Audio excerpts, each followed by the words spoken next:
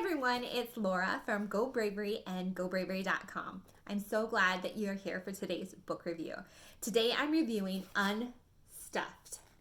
It's by Ruth Soukup, Soukup.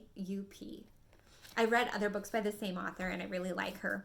I reviewed this book at 4.75 stars out of 5, and that's the highest review score I've ever given. So her subtitle to the book, Unstuffed, says, Decluttering Your Home, Mind, and Soul. Love this book. Normally I can read a book really fast, but this one I had to read a little slower. I had to digest the things that she was saying and really see how they fit in with my life and just take it all in. Really enjoyed it. So today I'm just going to cover 2 sections that really spoke to me. One is at the start of the Home Unstuffed section. She quotes one of my favorite authors and Netflix celebrity, Marie Kondo. And Marie Kondo says, the best way to find out what we really need is to get rid of what we don't. So I love that one. All right, so I'm just going to read a little bit from Ruth's book, and it's about sharing the message of we already have enough. And I really needed to hear this because I have a tendency to just start stuffing closets, and then little clutter piles end up here and there. So this is what Ruth says. We live in an era of abundance and excess, where the message that gets played over and over again in every advertisement, every magazine, and every television show is that no matter what we have or how much we have, it is not quite enough. It has unleashed an insatiable appetite in many of us, one we inadvertently pass on to our kids as well. The prevailing message is that if 1 is good, 10 is better. If we like it, we need more. If there's a new one available, it's time for an update. This pattern of thinking is so ingrained in our psyche that we think almost nothing of it. Of course we need something new. Of course we need more. But we don't. Adopting a strict limit policy forces us to change our thinking. It reminds us of the fundamental truth that our consumer-driven society so desperately wants us to forget. We already have enough. That's on page 51 and 52 of her book. And when I think about that and apply it to my life, I have one house. It has a certain amount of square feet. It has a certain amount of closets. It has a certain amount of shelves. And I can only put so much in there before it starts to feel uncomfortable. And I can only say no so many times, like when I go to Target. I mean, how many times can I say no to all the cute hearth and home things that Chip and Joanna Gaines have just put out? So it really is a mentality of I have enough rather than what more do I need? What more do I want? Oh, look at this new great thing. It's kind of like drawing a line in the sand saying I already have enough. So if I want to bring in something new, I really have to make space for it by getting rid of something. So I really like that section. I thought it really helped me think about things in a different way and how we are just marketed to constantly. The next chapter I want to talk about is in the mind section. And it's about the choices we make. I'm going to read from page 98 and 99. And this section reminds me of another book that I'll tell you about in a little bit. At my daughter's 8 years of age, this idea of actions having consequences was a tough pill for her to swallow. I'm just going to recap real quickly. Right before this, she talks about her daughter has a choice every night to whether or not she does her homework. And her daughter likes to get her homework done because then the next day she gets these special straws and you turn in these straws for prizes. But one night she wanted to play a game with her mom and her sister. So they played the game, they had a lot of fun, but then her mom said it's bedtime. And she was upset because she didn't have time to do her homework and she knew what that meant. So the idea of having consequences was a tough pill for her to swallow.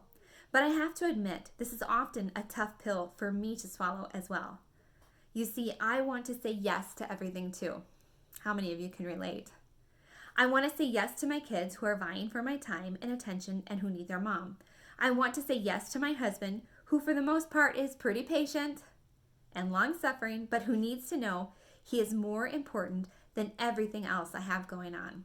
I want to say yes to volunteering at my kids' school, to being the co-chair of the PTA, to writing a guest article for another website, to working with Compassion International, to helping a fellow blogger who needs advice, to speaking at a conference, to growing a vegetable garden, and starting a compost pile, to meeting with people who may have an amazing business opportunity, to being a good sister, a good daughter, a good boss, and a good friend.